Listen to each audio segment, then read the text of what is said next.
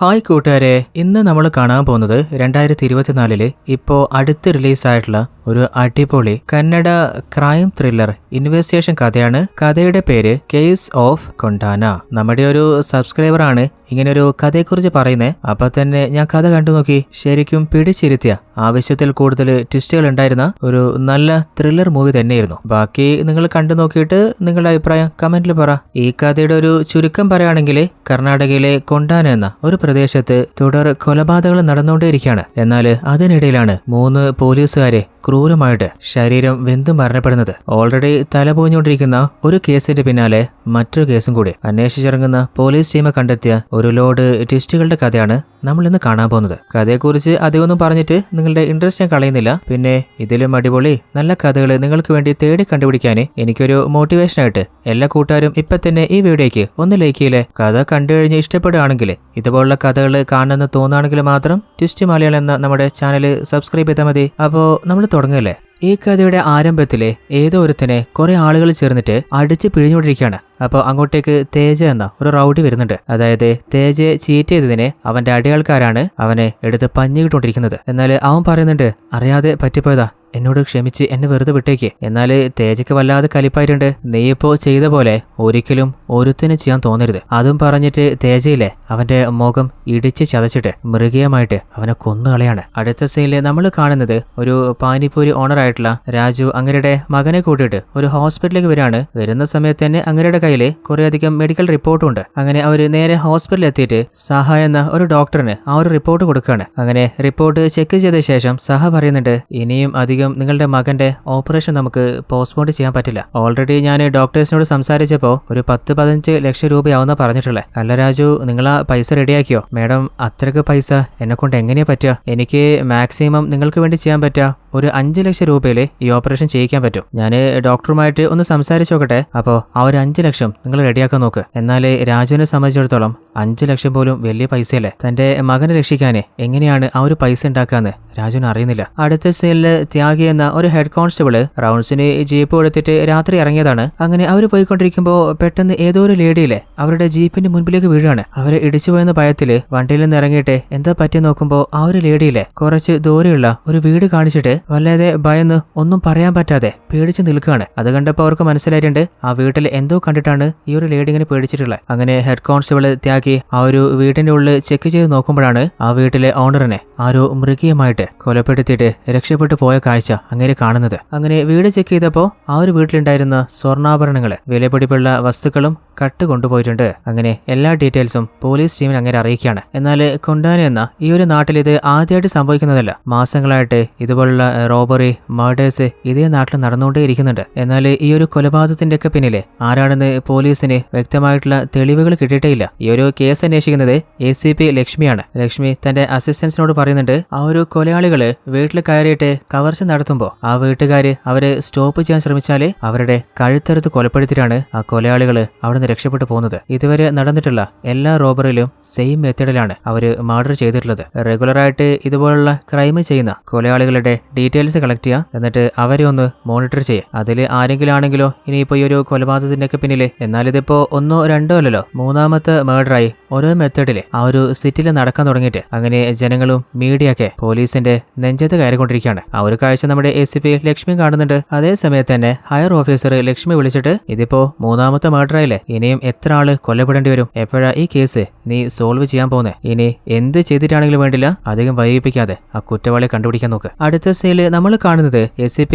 ലക്ഷ്മിയുടെ അതേ സ്റ്റേഷനിലേക്ക് പുതുതായിട്ട് നമ്മുടെ ഹീറോ AS ആയിട്ട് ജോയിൻ ചെയ്യാൻ പോണ്. ഹീറോയുടെ പേരാണ് വിൽസൺ. നമ്മുടെ ഹീറോ പൈസ കൊടുത്തിട്ടാണ് പോലീസായിട്ട് ജോയിൻ ചെയ്തിട്ടുള്ളത്. അപ്പൊ ഇൻസ്പെക്ടർ ചോദിക്കുന്നുണ്ട്, അല്ല എപ്പോഴാ നീ പൈസ ഫുൾ അടയ്ക്കാൻ പോകുന്നത്? സാർ, ഒരു 2-3 ദിവസം, അതിനുള്ളിൽ ഞാൻ പൈസ അടച്ചേക്കാം. എന്നാൽ നമ്മുടെ ACP ലക്ഷ്മിയിലെ കുറച്ചു നേരത്തെ ഒരു വീട്ടില് ഒരാൾ കൊല്ലപ്പെട്ടിരുന്നില്ലേ, അയാളുടെ ഭാര്യയോട് ശരിക്കും എന്താണ് സംഭവിച്ചതെന്ന് ചോദ്യം ചോദിച്ചുകൊണ്ടിരിക്കുകയാണ്. അപ്പോഴാണ് നമ്മുടെ ഹീറോ ജോയിൻ ചെയ്ത ആ ഒരു ഫയല് കോൺസ്റ്റബിൾ ACPക്ക് കൊടുക്കുന്നത്. അങ്ങനെ അവർ അതിൽ സൈൻ ചെയ്ത് കൊടുക്കുകയാണ്. എന്നിട്ട് കൊല്ലപ്പെട്ട ആളുടെ ഭാര്യയോട് നിങ്ങൾക്ക് ആരുടെയെങ്കിലും മേലെ സംശയം ചോദിക്കുമ്പോൾ അവർ പറയുന്നത്, ഞങ്ങൾക്ക് ആരുടെയും മേലെ സംശയമില്ല, എന്നാൽ വീട്ടിലുണ്ടായിരുന്ന വിലപിടിപ്പുള്ള പല സാധനങ്ങളും അവർ കട്ടുകൊണ്ടുപോയിട്ടുണ്ട്. ഈ അടുത്ത് വാങ്ങിയിട്ടുണ്ടായിരുന്ന കുറച്ചധികം ആഭരണങ്ങൾ ഉണ്ടായിരുന്നു, അതടക്കം അവർ കട്ടിട്ട് പോയിട്ടുണ്ട്. ആ ഒരു ടൈമില് ഞാൻ വീട്ടിലുണ്ടായിരുന്നില്ല, ഇല്ലെങ്കിൽ എന്റെ ജീവനും അന്ന് നഷ്ടപ്പെട്ടു പോയനെ. നമ്മുടെ ഹീറോ ആണെങ്കിൽ പുതുതായിട്ട് സ്റ്റേഷനിൽ ജോയിൻ ചെയ്തല്ലേ, എന്തൊക്കെ കാര്യങ്ങളാണ് സ്റ്റേഷനിൽ ചെയ്യുന്നത്, അതുപോലെ ഹീറോ എന്തൊക്കെയാണ് ചെയ്യേണ്ടത്, എല്ലാ കാര്യങ്ങളും ഒന്ന് പഠിച്ചുകൊണ്ടിരിക്കുമ്പോൾ സ്റ്റേഷന്റെ പുറത്ത് ആ ഒരു റൗഡി തേജയിലെ അവന്റെ അടയാൾക്കാരെ കൂട്ടിക്കൊണ്ടുവന്നിട്ട് പ്രശ്നം ഉണ്ടായിക്കൊണ്ടിരിക്കുകയാണ്. അതായത്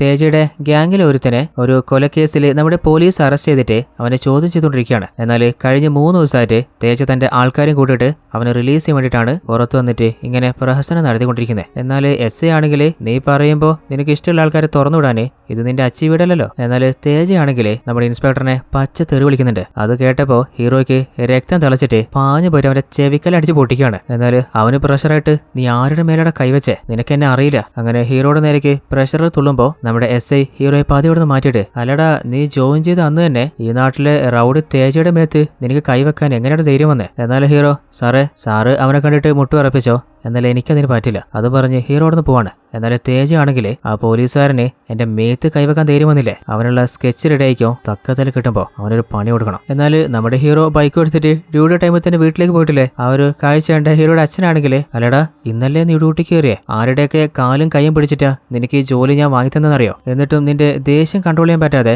ആദ്യ ദിവസം തന്നെ ഒരു റൗഡിയുടെ മേലെ കൈവച്ചിട്ട് നീ നേരെ വീട്ടിലേക്ക് എന്തിനു വന്നേ. ഞാനൊരു പോലീസുകാരായതുകൊണ്ട് ഇൻസ്പെക്ടറെ വിളിച്ചിട്ട് ഞാൻ കാര്യങ്ങൾ പറഞ്ഞിട്ടുണ്ട്. എന്നാൽ ഹീറോ ആണെങ്കിൽ തന്റെ പോലീസ് യൂണിഫോം ഒക്കെ ഊരി വെച്ചിട്ട് ബൈക്ക് എടുത്തിട്ട് ഒന്ന് നാട് ചുറ്റാൻ ഇറങ്ങാണ്. അങ്ങനെ നൈറ്റ് നമ്മുടെ ഹീറോയിലെ ഒരു സിഗരറ്റൊക്കെ വലിച്ചിട്ട് ഒന്ന് മൈൻഡ് റിലാക്സ് ആയിക്കൊണ്ടിരിക്കുമ്പോൾ അങ്ങോട്ട് ഹീറോയുടെ ഫ്രണ്ട് ആയിട്ടുള്ള സുഭാഷ് എന്നൊരു ഇൻസ്പെക്ടർ ചോദിക്കുന്നുണ്ട്, അല്ലടാ ഫസ്റ്റ് ദിവസം തന്നെ നീ ഇതെന്താ ചെയ്തു വെച്ചിട്ടുള്ളത്, നീ എന്റെ ബെസ്റ്റ് ഫ്രണ്ട് ആയതുകൊണ്ടാണ് ആദ്യം പൈസ കൊടുക്കാതെ നിനക്ക് ഡിപ്പാർട്ട്മെന്റിൽ ജോലി തരാക്കി തന്നെ. പൊന്നുമോനെ മര്യാദക പൈസയും കൊടുത്തിട്ട് നാളെ തന്നെ ജോലിക്ക് കയറിക്കോ. അപ്പൊ ഹീറോ എന്റെ ആ ഒരു കാറിലെ അത് വിറ്റ ഉടൻ തന്നെ പൈസ കൊടുത്തേക്കാം. അടുത്ത സീനിൽ നമ്മുടെ ഹീറോയിനായിട്ടുള്ള ACP ലക്ഷ്മിയിലെ തന്റെ അച്ഛനായ ഹെഡ് കോൺസ്റ്റബിള് ത്യാഗിയോട് പറയുന്നുണ്ട്, അച്ഛാ നാളെ നമ്മുടെ വീട് നോക്കാന് ഒരു ബ്രോക്കർ ആളെ കൂട്ടിട്ട് വരുന്നുണ്ട്. അച്ഛൻ നാളെ വീട്ടിൽ തന്നെ ഇല്ലേ, അതുകൊണ്ട് വീട് അവർക്ക് അച്ഛനൊന്ന് കാണിച്ചു കൊടുക്കണേ. എന്നാൽ അച്ഛനാണെങ്കിൽ അല്ല നിനക്കിപ്പോ ഈ വീട് വിൽക്കാതെ സമാധാനാവില്ലല്ലേ.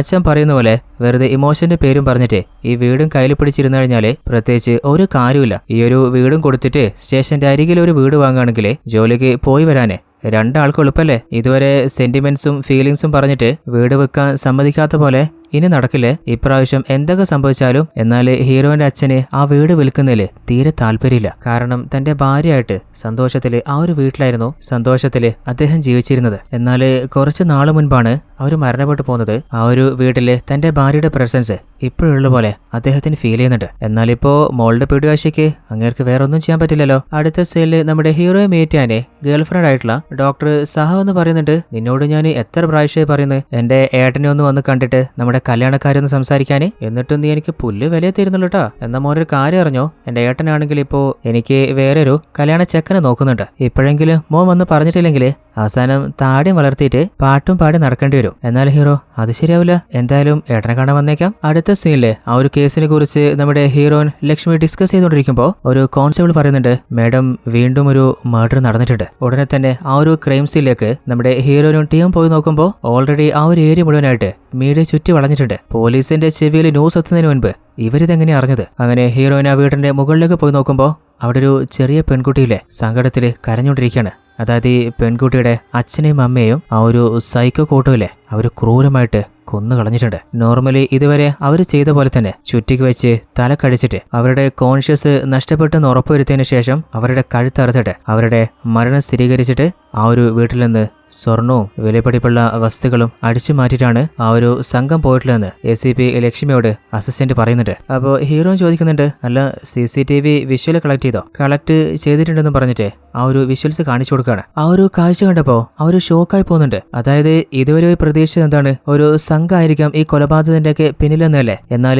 ശരിക്ക് ഒരേ ഒരുത്തൻ കയ്യിൽ ചുറ്റികമായിട്ടാണ് ആ വീട്ടിലേക്ക് കയറിയതും അവരെ കൊലപ്പെടുത്തുന്നതും സ്വർണവും കവർന്നിട്ട് അവിടുന്ന് രക്ഷപ്പെട്ടു പോകുന്നതും. ഹീറോയിൻ പറയുന്നുണ്ട്, ഇവന്റെ ഡീറ്റെയിൽസ് ഉടനെ തന്നെ കളക്ട് ചെയ്ത് നോക്ക്. അപ്പോഴാണ് അസിസ്റ്റന്റ് പറയുന്നത്, മേഡം അവൻ ഒരു ക്യാമറയിലും അവന്റെ ഫേസ് പെടാതിരിക്കാൻ ശരിക്ക് ശ്രദ്ധിച്ചിട്ടുണ്ട്. അതുകൊണ്ട് തന്നെ ഫേസ് ഐഡി വെച്ചിട്ട് അവനെ നമുക്ക് ഡിറ്റക്ട് ചെയ്യാൻ പറ്റില്ല. അപ്പൊ ഹീറോൻ ശരിക്കും ഒന്നുകൂടി അരിച്ചു പെറുക്കി നോക്ക്, അവനിലേക്ക് എത്തുന്ന എന്തെങ്കിലും തെളിവ് അവൻ ഒഴിവാക്കിയിട്ട് പോയിട്ടുണ്ടാവും. അങ്ങനെ അടുത്ത സീനില് നമ്മുടെ ഹീറോയിലെ സാഹയെ പെണ്ണ് ചോദിക്കാനായിട്ട് അവളുടെ ഏട്ടനെ മീറ്റ് ചെയ്യാന് വീട്ടിലേക്ക് പോവാണ്. ആദ്യം കാര്യങ്ങളൊക്കെ ചോദിച്ച് മനസ്സിലാക്കിയ ശേഷമാണ് നമ്മുടെ ഹീറോയുടെ പേര് വിൽസൺ എന്നാണെന്നും ഹീറോയുടെ മതം വേറാണെന്നും അങ്ങേർക്ക് മനസ്സിലാവുന്നേ. എന്റെ ഫാമിലിയിലെ ഒരു പെൺകുട്ടിയെ വേറെ ജാതിയിലൊരു പയ്യനെ എങ്ങനെയാ കല്യാണം കഴിച്ചു തരാൻ പറ്റുക? അപ്പൊ ഹീറോ, അല്ല ഇന്നത്തെ കാലത്ത് ആരാ ജാതി മതമൊക്കെ നോക്കുന്നത്? രണ്ടുപേര് ആത്മാർത്ഥമായിട്ട് പ്രണയിക്കുകയാണെങ്കിൽ ആ പ്രണയത്തെയല്ലേ ഒന്നിപ്പിക്കണ്ടേ? നിങ്ങളുടെ അനിയത്തിയെ സേഫ് ആയിട്ട് പ്രൊട്ടക്ട് ചെയ്യാനുള്ള കഴിവ് എനിക്കുണ്ട്. അവളുടെ ആവശ്യങ്ങളൊക്കെ നിറവേറ്റി കൊടുത്താൽ പോരെ? 2-3 വർഷമായി നമ്മൾ പ്രണയിക്കാൻ തുടങ്ങിയിട്ട്. എന്നാൽ അങ്ങേര് പറയുന്നത് നിങ്ങളിനി എത്ര കാലമായി പ്രണയിക്കാൻ തുടങ്ങിയിട്ടെന്ന് പറഞ്ഞാലും നമ്മുടെ 2 ജാതി ആയതുകൊണ്ട് ഇതൊരിക്കലും നടക്കില്ല. എന്റെ കുടുംബത്തിൽ ആളുകൾ അറിഞ്ഞു കഴിഞ്ഞാൽ എന്നെ കാർക്കിച്ചു വെപ്പോ. അത് കേട്ട ഹീറോയ്ക്ക് ചൊറിഞ്ഞു കയറിയിട്ട് എന്നൊരു കാര്യം ചെയ്, ചേട്ടന്റെ ജാതിയും പിടിച്ചിരുന്നു അതും പറഞ്ഞിട്ട് ഹീറോയുടെ ദേഷ്യത്തിൽ ഇറങ്ങിപ്പോവാണ്. എന്നാൽ നമ്മുടെ സാഹയാണെങ്കിൽ പിന്നാലെ വന്നിട്ട് ഹീറോയോട് ചോദിക്കുന്നുണ്ട്, അല്ല നിനക്കിതെന്താ പെട്ടെന്ന് ദേഷ്യം പിടിക്കുന്നേ? ഏട്ടന്റെ സ്വഭാവം നിനക്കറിയില്ലേ? അങ്ങേര് എന്തൊക്കെ പറഞ്ഞാലും നീയല്ലേ ഒന്ന് കാമായിട്ട് അങ്ങനെ പറഞ്ഞ് ഞങ്ങളുടെ കാര്യം സമ്മതിപ്പിക്കണ്ടേ? അപ്പൊ ഹീറോ, നിന്നെ ഞാൻ പറഞ്ഞു മനസ്സിലാക്കിയിട്ടില്ലേ? ഇനിയിപ്പോ ഫാമിലിയില് ഏട്ടൻ അനിയൻ അങ്ങനെ കുറെ ആൾക്കാർ വരും, എല്ലാരും ബോധിപ്പിക്കാനൊന്നും എന്നെ കൊണ്ട് പറ്റില്ല. എങ്ങനെയെങ്കിലൊക്കെ കാര്യങ്ങൾ പറഞ്ഞ് മനസ്സിലാക്കാന്ന് വിചാരിക്കുമ്പോ അങ്ങേര് ജാതി മതമൊന്നും പറഞ്ഞിട്ട് അത് തന്നെ പിടിച്ചു കൊടുക്കല്ലേ? അല്ല ഞാൻ സത്യത്തില് നിന്നെയല്ലേ പ്രണയിച്ചേ, അല്ലാണ്ട് നിന്റെ ഏട്ടന്റെ മതത്തെയാ? ഇതില് കൂടുതൽ എന്നെ കൊണ്ട് ഒന്നും ചെയ്യാൻ പറ്റില്ല. അപ്പോഴാണ് അങ്ങോട്ടേക്ക് നമ്മുടെ റൗഡി തേജയില്ലേ അവനവന്റെ അടിയാൾക്കാരെ കൂട്ടിയിട്ട് വരുന്നത്. അല്ല പോലീസുകാരാ, എന്റെ മേത്ത് കൈവച്ചിട്ട് ഈസിയായിട്ട് രക്ഷപ്പെട്ടു പോവാന്ന് താൻ സ്വപ്നം കണ്ടിരിക്കായിരുന്നല്ലേ? എന്നാൽ തേജയോട് ഹീറോ പറയുന്നുണ്ട്, വെറുതെ പ്രഷർ ഇട്ടാക്കാൻ നിൽക്കണ്ട, ഞാൻ എന്റെ ലവറുമായിട്ട് പുറത്തിറങ്ങിയതാ, നിനക്ക് എന്തെങ്കിലും പറയാനുണ്ടെങ്കിൽ നമുക്ക് പിന്നെ സംസാരിക്കാം. എന്നാൽ തേജ ആണെങ്കിൽ ഇപ്പൊ തന്നെ സംസാരിക്കണം. നീ പറയുന്ന പോലെ അത് നിന്റെ ലവറാണ് അല്ലെങ്കിൽ പൈസ കൊടുത്തിട്ട് നീ കൂട്ടിക്കൊണ്ടു വന്നതാണോ? അത് കേട്ടപ്പോ ഓൾറെഡി കലിപ്പനായ ഹീറോയ്ക്ക് രക്തം തിളക്കിയാണ്. പിന്നെ എന്തായിരിക്കും സംഭവിച്ചിട്ടുണ്ടാവുക? അവരോരോരുത്തരും എടുത്ത് പഞ്ഞിക്കിടുന്നുണ്ട്. അങ്ങനെ എല്ലാത്തിന്റെയും കൈയും കാലും ഒടിച്ചിട്ട് മൂല കിട്ട ശേഷം നമ്മുടെ സാഹയം കൂട്ടിയിട്ട് ഹീറോയോട് നേരെ പോകുന്നത് സാഹയെ അവളുടെ ഹോസ്പിറ്റലിൽ ഡ്രോപ്പ് ചെയ്യാനാണ്. അപ്പോഴാണ് അവള് കുറച്ച് പൈസ ഹീറോയ്ക്ക് കൊടുക്കുന്നത്. അപ്പൊ ഹീറോ, അല്ല ഇതേതാ പൈസ? അല്ല നീയല്ലേ നിന്റെ പോസ്റ്റിങ്ങിന് പൈസ കൊടുക്കണം, അതിന് നിന്റെ കാറ് വിൽക്കാൻ പ്ലാൻ ചെയ്തിട്ടുണ്ടെന്നൊക്കെ പറഞ്ഞ് ആ ഒരു കാറ് അതെന്തായാലും വിൽക്കണ്ട, നീയിപ്പോ ഈ ഒരു പൈസ കൊണ്ടുപോയി കൊടുക്കാൻ നോക്ക്. എന്നാൽ ഹീറോ ആണെങ്കിൽ എനിക്കിത് വേണ്ട, ഞാൻ പൈസ വേറെ അറേഞ്ച് ചെയ്തോളാം. എടാ പോലീസെ, മര്യാദക്ക് പൈസ ഇങ്ങോട്ട് പോയിക്കോ, ഇല്ല തലമണ്ടങ്ങനെ ഇരുന്ന് കൊള്ളും. അത് കേട്ടപ്പോ ഹീറോ അവളെ ഹഗ് ചെയ്തിട്ട് താങ്ക്സ് പറയാണ്. അടുത്ത സീനില് നമ്മുടെ ഈ കഥയിലെ ഹീറോയിൻ ലക്ഷ്മിയുടെ വീടാണ് കാണിക്കുന്നത്. അങ്ങോട്ടേക്ക് ഗ്യാസ് റിപ്പയർ ചെയ്യാൻ വന്നിട്ടുള്ള പയ്യൻ ചോദിക്കുന്നുണ്ട്, അല്ല സാറല്ലേ പറഞ്ഞ എന്തോ ഗ്യാസിന് കംപ്ലൈന്റ് ഉണ്ടെന്ന്? ആടാ നീ സെറ്റ് ചെയ്തിട്ട് പോയ ആ ഒരു ഗ്യാസ് കുറ്റിയില്ലേ അതില് ലീക്ക് ഉണ്ടെന്ന് തോന്നുന്നുണ്ട്. ആ ഒരു ടെക്നീഷ്യൻ ആണെങ്കിൽ എന്താ കംപ്ലൈന്റ് എന്ന് ചെക്ക് ചെയ്യുമ്പോ അവൻ ചോദിക്കുന്നുണ്ട്, അല്ല സാറേ നിങ്ങളുടെ ഡൈനിങ് ടേബിള് കഴിഞ്ഞ ആഴ്ച വേറൊരു ഭാഗത്തായിരുന്നില്ലേ, ഇതെന്താ ഇങ്ങോട്ട് മാറ്റിയിട്ടിട്ടുള്ള? ഹീറോയിന്റെ അച്ഛൻ പറയുന്നുണ്ട്, പ്രത്യേകിച്ചൊന്നുമില്ല, വെറുതെ ഒരു ചേഞ്ചിന്. അല്ല സാറ് വീട് വിൽക്കാൻ പോന്ന് പറയുന്ന കേട്ടോ? എനിക്ക് താല്പര്യമൊന്നുമില്ലടാ, എന്നാൽ എന്റെ മോക്ക് വീട് വിറ്റേ മതിയാവുന്ന ഞാൻ കുറെ പറഞ്ഞു നോക്കി, പക്ഷേ അവള് അമ്പിന് വിലിനെടുക്കുന്നില്ല. അങ്ങനെ ഹീറോയിന്റെ അച്ഛനും ടെക്കിയും കൂടി സംസാരിക്കുന്നത് ഹീറോയിൻ ശരിക്കും കേൾക്കുകയാണ്. അപ്പോൾ അവൾക്ക് എന്തോ ഒന്ന് കണക്ട് ആയിട്ടുണ്ട്. അതായത് ആ ഒരു ടെക്കിക്ക് ആ വീട്ടിലെ ടേബിള് കഴിഞ്ഞ ആഴ്ച എവിടെയാണ് ഉണ്ടായിരുന്നത്, ഇപ്പൊ അത് എങ്ങോട്ടാ മാറ്റിയ എല്ലാ കാര്യം അവൻ നോട്ട് ചെയ്തിട്ടില്ലേ. അങ്ങനെ ACP നേരെ സ്റ്റേഷനിലേക്ക് പോയിട്ട് അസിസ്റ്റൻസിനോട് പറയുന്നുണ്ട്, ഇതുവരെ നമ്മൾ ഈ കേസ് അന്വേഷിച്ചതില് ഒരു കാര്യം നമ്മൾ നോട്ട് ചെയ്തിട്ടില്ല. അതായത് ഓരോ വീട്ടിലും ആരാണ് ഗ്യാസ് ഡെലിവറി ചെയ്യുന്നതെന്ന്. സാധാരണ ഏതൊരു വീട്ടിലും മാസത്തിലൊരിക്കൽ അല്ലെങ്കിൽ 2 മാസത്തിലൊരിക്കൽ മാത്രമേ ഇതുപോലെ ഡെലിവറി ബോയ്സ് വരാറുള്ളൂ. അങ്ങനെ വരുന്ന പയ്യന്മാര് ആ വീട്ടിലെ ആളുകളുമായിട്ട് നല്ല രീതിയിൽ തന്നെ മിങ്കിൾ ആവാറുണ്ട്. അവരുമായിട്ട് പല കാര്യങ്ങളും സംസാരിക്കും. ആ വീട്ടിന്റെ ഉള്ളിലെ എല്ലാ ഭാഗത്തേക്കും ആ വീട്ടിലെ ഡൈനിങ് ടേബിള്, അതുപോലെ പല സാധനങ്ങൾ എവിടെ വെച്ചിട്ടുള്ളത്, എത്ര റൂമുണ്ട്, അതുപോലെ ആ വീട്ടിന്റെ കിച്ചന്റെ ഉള്ളിൽ വരെ ആരോടും കൂടുതലൊന്നും പറയാതെ ധൈര്യത്തിൽ കയറി ചെല്ലാൻ പറ്റുന്ന ഒരേ ഒരാള് ഇതുപോലുള്ള ഗ്യാസ് ഡെലിവറി ബോയ്സ് ആണ്. എന്റെ ഇപ്പോഴത്തെ ബലമായ സംശയം ഇതുപോലുള്ള ഏതോ ഡെലിവറി ബോയ്സ് അല്ലെങ്കിൽ ബോയ് ആണ് ഈ കൊലപാതകത്തിന്റെ ഒക്കെ പിന്നിലെന്നാണ്. അതുകൊണ്ട് തന്നെ ഇതുവരെ മർഡർ നടന്നിട്ടുള്ള എല്ലാ വീട്ടിലും ആരാണ് ഗ്യാസ് ഡെലിവറി ചെയ്തിട്ടുള്ളത് അവരുടെ ഡീറ്റെയിൽസ് ആദ്യം കണ്ടെത്താൻ നോക്ക്. എന്നിട്ട് ഏതെങ്കിലും ക്രൈം കേസുകൾ അവരകപ്പെട്ടിട്ടുണ്ടോ എന്നൊന്ന് ചെക്ക് ചെയ്യേ. അടുത്ത സീല് നമ്മൾ കാണുന്നത് നമ്മുടെ രാജുവില്ലേ, എങ്ങനെയെങ്കിലും തന്റെ മകന്റെ ഓപ്പറേഷന് പൈസ ഉണ്ടാക്കണം, വീട്ടിലെ ചെലവുകൾ നടത്തണ്ടേ. ആകെ ഇപ്പോ രാജുവിനുള്ള ഏക വഴി എന്താ, പാനിപ്പൂരി വെക്കുക തന്നെ. അങ്ങനെ ജോലിക്കിറങ്ങുമ്പോ ഭാര്യ തന്റെ മകന്റെ ഒരു ഗുളികയുടെ ചീട്ട് കൊടുക്കുകയാണ്. എന്നാൽ രാജു പതർച്ചയോടെ ചിന്തിച്ചുകൊണ്ടാണ് വീട്ടിൽ നിന്ന് ഇറങ്ങുന്നത്. അതായത് ആ ഗുളിക വാങ്ങാനുള്ള പൈസ പോലും അങ്ങേരുടെ കയ്യിലില്ലാന്ന് നമുക്ക് ഉറപ്പാവുന്നുണ്ട്. എന്നാൽ ഓൾറെഡി നമ്മുടെ രാജു ഒരു റെഡ്ഡിയോട് തന്റെ മകന്റെ ഓപ്പറേഷന് പൈസ ചോദിച്ചിരുന്നു. 2 ദിവസം മുമ്പ് അങ്ങേര് കൊടുക്കാന്ന് പറഞ്ഞതാണ്. എന്നാൽ ഇപ്പോ അങ്ങനെ വിളിച്ചു നോക്കുമ്പോൾ അയാൾ പറയുന്നത്, ഞാൻ വിദേശത്താണുള്ളത്, വരാന് 2 മാസം കഴിയും, വന്നിട്ട് തരാമെന്ന് പറഞ്ഞ് അയാൾ ഫോൺ കട്ടിയാണ്. എന്നാൽ രാജുവിന് എന്താണ് ചെയ്യേണ്ടതെന്ന് അറിയുന്നില്ല. ആകെ ഒരു ഹോപ്പ് ഉണ്ടായിരുന്നത് ആ ഒരു റെഡ്ഡിയാണ്. എന്നാലിപ്പോ അയാളെ കൈവിട്ടില്ലേ. എന്തെങ്കിലും ഒരു വഴി കാണുന്നുള്ള പ്രതീക്ഷയില് നേരെ തന്റെ പാനിപ്പൂരി കട ഓപ്പൺ ചെയ്യാണ്. അതേ സമയത്ത് മറ്റൊരു ഭാഗത്ത് നമ്മുടെ ഹീറോയിലെ തന്റെ കാറില് വീട്ടിലേക്ക് പോയിക്കൊണ്ടിരിക്കുമ്പോ ഇൻസ്പെക്ടർ വിളിച്ച് ചോദിക്കുന്നുണ്ട്, അല്ല നീ എവിടെയുള്ള? ഞാന് വീട്ടിലേക്ക് പോയിക്കൊണ്ടിരിക്കുക, ഒരു അർജന്റ് ഡ്യൂട്ടി ഉണ്ട്, നീ ഒന്ന് നേരെ തിരിച്ച് സ്റ്റേഷനിലേക്ക് വാ. അങ്ങനെ ഹീറോയിൻ തന്റെ കാറ് തിരിക്കുമ്പോ ഒരു ബൈക്കുകാരനില്ലേ ഹീറോയുടെ കാറിന് നേരേക്ക് പാഞ്ഞു വരികയാണ്. അവനെ ഇടിക്കാതിരിക്കാനായിട്ട് ഹീറോ കാറ് തിരിക്കുമ്പോ കാറിന്റെ കൺട്രോള് നഷ്ടപ്പെട്ടിട്ട് ആക്സിഡന്റിൽ പെടുകയാണ്. എന്നാൽ കാറിനോ ഹീറോയ്ക്കോ വലിയ പരിക്കൊന്നും പറ്റിയിട്ടില്ല. ഹീറോയുടെ കൈ ചെറുതായിട്ട് മുറിഞ്ഞിട്ടുണ്ടെന്ന് തോന്നുന്നുണ്ട്. അതേസമയത്ത് രാജുവിന്റെ മകനിക്ക് അസുഖം വല്ലാതെ കൂടുകയാണ്. രാജുവിനെ ഭാര്യ വിളിച്ചിട്ട് നമ്മുടെ മോന് സംസാരിക്കുന്നില്ല, അവന്റെ ബോധം പോയിട്ടുണ്ട്, വേഗം തന്നെ അവന് ഹോസ്പിറ്റലിൽ കൊണ്ടുപോകണം. അപ്പൊ രാജു ആണെങ്കിൽ ഞാൻ വേഗം വന്നോളാം എന്ന് പറഞ്ഞിട്ട് ഫോൺ കട്ട് ചെയ്യാണ്. എന്നിട്ട് നേരെ വിളിക്കുന്നത് നമ്മുടെ ഡോക്ടർ സാഹയില്ലേ അവരെയാണ്. എന്നിട്ട് തന്റെ മകന് ശ്വാസം കിട്ടുന്നില്ല എന്നും അവന്റെ സിറ്റുവേഷൻ പറയുമ്പോൾ എന്നാൽ അധികം വൈകിപ്പിക്കാതെ വേഗം ഹോസ്പിറ്റലിലേക്ക് കൊണ്ടുവരാന് സാഹയും പറയുന്നുണ്ട്. അങ്ങനെ നമ്മുടെ രാജു കടയിലെ സാധനങ്ങളിൽ പാക്ക് ചെയ്യുമ്പോഴാണ് ഹീറോയുടെ കാറ് ആക്സിഡന്റിൽ പെട്ട് കിടക്കുന്നത് അങ്ങനെ കാണുന്നത്. അങ്ങനെ നേരെ കാറിലേക്ക് പോയിട്ട് ഹീറോ തട്ടി എഴുന്നേൽപ്പിച്ചിട്ട് തന്റെ കടയുടെ അരികിൽ കൊണ്ടുവന്നിരുത്താണ്. അപ്പോഴാണ് ഹീറോയുടെ കയ്യിലെ മുറിവ് കാണുന്നത്. സാറേ നമുക്ക് ഹോസ്പിറ്റലിലേക്ക് പോയാലോ? എന്നാൽ ഹീറോ നിങ്ങൾ തൽക്കാലം എന്റെ കാറിന്റെ ഡാഷ്ബോർഡിൽ ഒരു ബാൻഡേജ് ഉണ്ട്, അതൊന്ന് എടുത്തിട്ട് വരുമോ? അതിനെന്താ ആയിക്കോട്ടെ. അങ്ങനെ രാജുവും പോയിട്ട് ആ ഒരു ബാൻഡേജ് തപ്പുമ്പോഴാണ് ആ ഒരു ഡാഷ്ബോർഡിന്റെ ഉള്ളിലായിട്ട് ഓൾറെഡി നമ്മുടെ ഡോക്ടർ സാഹ ഹീറോയുടെ പോസ്റ്റിന് കൊടുക്കാനുള്ള പൈസ കൊടുത്തിരുന്നില്ലേ, ആ ഒരു പൈസ രാജു കാണുന്നേ. അത് കണ്ടപ്പോ തന്റെ മകന്റെ സിറ്റുവേഷൻ ഓർത്തിട്ട് ഈ ഒരു പൈസ എടുക്കണോ വേണ്ടയോ? എന്നാൽ ഇപ്പോ മകന്റെ അവസ്ഥ എന്താ? അവന് ശ്വാസം പോലും എടുക്കാൻ പറ്റുന്നില്ലല്ലോ. ഇതുപോലെ ഒരു ആപത്തില് ഈ പൈസ എടുക്കുന്നത് തെറ്റായിരിക്കില്ല, ചിലപ്പോ ദൈവം തന്നെ കാണിച്ചാണെങ്കിലോ. അങ്ങനെ രാജു ആ ഒരു പൈസ എടുക്കുകയാണ്. എന്നിട്ട് ആ ഒരു പൈസ ഒളിപ്പിച്ചു വെച്ച ശേഷം നമ്മുടെ ഹീറോയുടെ കയ്യില് ആ ഒരു ബാൻഡേജ് കൊണ്ടുവന്ന് കൊടുക്കുന്നുണ്ട്. അങ്ങനെ മുറിവിന് ബാൻഡേജ് കിട്ടിയ ശേഷം കുറച്ചേരം റെസ്റ്റ് ചെയ്തിട്ട് ഹീറോയെ രാജു ഹെൽപ്പ് ചെയ്തല്ലേ, അപ്പോൾ രാജുവിന് കുറച്ച് പൈസയും കൊടുത്തിട്ട് തന്റെ കാർ എടുത്ത് തിരിച്ചു പോകാൻ നോക്കുമ്പോഴാണ് ആ ഒരു ഡാഷ്ബോർഡ് ഓപ്പൺ ആയി കിടക്കുന്നത് ഹീറോ കാണുന്നത്. നോക്കുമ്പോൾ അതിനുള്ളിൽ ഹീറോ വെച്ചിട്ടുണ്ടായിരുന്ന ആ ഒരു പൈസ കാണുന്നില്ല. അല്ല, സാഹ തന്ന പൈസ ഇവിടെ തന്നെ വെച്ചേ 5 ലക്ഷം ഉണ്ടായിരുന്നില്ലേ, എവിടെയാ പോയിട്ടുണ്ടാവുക? അങ്ങനെ കാറിൽ മൊത്തം നോക്കിയിട്ടും പൈസ കാണുന്നില്ല. അപ്പോഴാണ് നമ്മുടെ രാജുവിനെ അങ്ങനെ ശരിക്കും നോക്കുന്നത്. അപ്പോൾ രാജുവിന്റെ മുഖത്ത് ചെറിയൊരു പതർച്ച ഹീറോ കാണുന്നുണ്ട്. അതുപോലെ തന്റെ പാനിപ്പൂരി കടയിലെ വേഗത്തിൽ ക്ലോസ് ചെയ്യാന് തിടുക്കം കൂട്ടിക്കൊണ്ടേയിരിക്കുകയാണ്. രാത്രി കച്ചവടത്തിനാണ് അവന് കട തുറന്നിട്ടുള്ളത്. പിന്നെ ഇപ്പൊ പെട്ടെന്ന് പൂട്ടേണ്ട കാര്യം എന്താ? അവന്റെ പെരുമാറ്റത്തിൽ ഹീറോയ്ക്ക് പന്തികേട് തോന്നിയിട്ടുണ്ട്. അങ്ങനെ കാറും എടുത്തിട്ട് നേരെ ആ ഒരു പാനിപ്പൂരി കടയുടെ മുമ്പിൽ നിർത്തിയിട്ട് അവനോട് ചോദിക്കുന്നുണ്ട്, ആ പൈസ എവിടെ? എന്നാൽ രാജു ആണെങ്കിൽ ഏത് പൈസ സാറേ? പൊന്നുമോനെ മര്യാദക്ക് ആ പൈസയും എടുത്തോ, ഞാൻ തന്നെ അതിപ്പോ കടം വാങ്ങിട്ട് വരിക. എന്നാൽ രാജു ആണെങ്കിൽ ഞാൻ പൈസ എടുത്തില്ല എന്ന് പറയുന്നുണ്ട്. ഹീറോ അവന്റെ വണ്ടി മുഴുവൻ തേടി നോക്കാണ്. അവസാനം ഹീറോയ്ക്ക് ആ ഒരു പൈസ കിട്ടും ചെയ്യുന്നുണ്ട്. അല്ല മോനെ, നീ എല്ലാ പൈസ എടുത്തില്ല എന്ന് പറഞ്ഞേ, അപ്പൊ ഇതെന്താടാ? എന്നാൽ രാജു ആണെങ്കിൽ സാറേ എന്റെ മോനിക്ക് തീരെ വയ്യാതെ ഹോസ്പിറ്റലിലേക്ക് കൊണ്ടുപോകേണ്ട അർജൻസി ഉണ്ട്, അതുകൊണ്ട് ഈ ഒരു പൈസ ദയവ് ചെയ്ത് എനിക്ക് തന്നേക്ക്. അങ്ങനെ ഹീറോയുടെ കയ്യിൽ നിന്ന് ആ ഒരു പൈസ വാങ്ങാൻ നോക്കുമ്പോൾ രണ്ടുപേരും തമ്മിൽ അങ്ങോട്ടും ഇങ്ങോട്ടും പിടിവലിയാവാണ്. എന്നാൽ രാജു ആ പൈസ വിടുന്നില്ലെന്ന് കണ്ടപ്പോ ഒരു പോലീസുകാരന്റെ കയ്യിൽ നിന്ന് പൈസ പിടിച്ചു വലിക്കാൻ നിനക്ക് ധൈര്യോ? അതും ചോദിച്ച് അവനെ തള്ളി വിടാണ്. എന്നാൽ രാജു തെറിച്ചു പോയിട്ട് അവന്റെ തല ഒരു കല്ലിലടിക്കുന്നുണ്ട്. ഓൺ ദ സ്പോട്ടിൽ തന്നെ രാജു മരണപ്പെട്ടു പോയിട്ടുണ്ട്. എന്നാൽ കയ്യിൽ നിന്ന് ചെതിരിപ്പോയ പൈസയൊക്കെ ഹീറോ തിരിച്ച് കയ്യിലെടുത്തു വെക്കുമ്പോഴാണ് താഴെ വീണ രാജു എന്താ എഴുന്നേൽക്കാതെ നോക്കുന്നത്. അല്ല, ഇവന് ബോധം പോയതാണോ? അങ്ങനെ അവിടുന്ന് കുറച്ച് വെള്ളം എടുത്ത് അവന്റെ മുഖത്തൊഴിച്ചിട്ട് എഴുന്നേൽപ്പിക്കാൻ നോക്കുമ്പോഴും അവൻ എഴുന്നേൽക്കുന്ന കാണുന്നില്ല. അപ്പോഴാണ് ഹീറോ ഒരു കാര്യം നോട്ട് ചെയ്യുന്നത്.